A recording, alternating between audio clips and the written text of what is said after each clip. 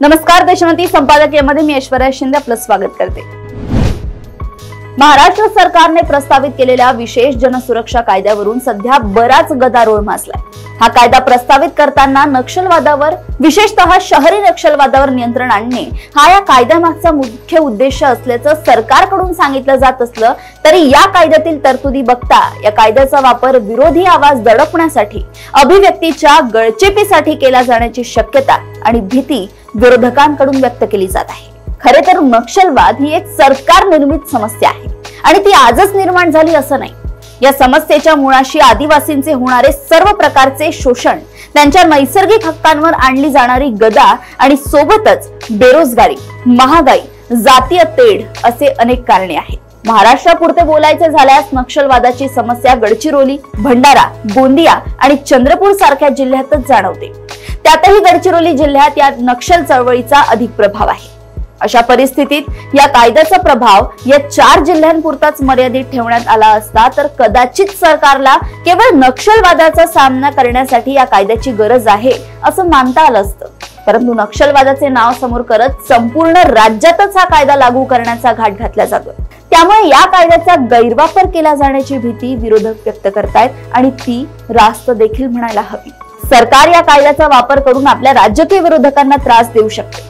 अलीकडील काळात ED, CBI सारख्या संस्थांचा वापर करत ज्या पद्धतीने विरोधकांना नेस्तनाबूत करण्याचे प्रयत्न झाले ते पाहता भविष्यात या कायद्याचाही असाच गैरवापर होईल ही भीती अनाठायी म्हणता येणार नाही। प्रस्तावित कायद्यामुळे सामाजिक कार्यकर्ते, मानवाधिकार कार्यकर्ते आणि पत्रकार ठरवून लक्ष केले जाऊ शकतात। जे सरकारच्या धोरणांचा विरोध करतील त्यांना गुन्हेगार ठरवणे शक्य होऊ शकते। UAPA सारख्या कायद्यांचा गैरवापर झाल्याची असंख्य उदाहरणे आहेत। या कायद्याचाही विरोधी विचारधारा समूळ नष्ट करण्यासाठी वापर झाल्यास समाजातील विविधतेला धक्का बसू शकतो आणि लोकशाही प्रक्रिया अधिक अस्थिर होऊ शकते।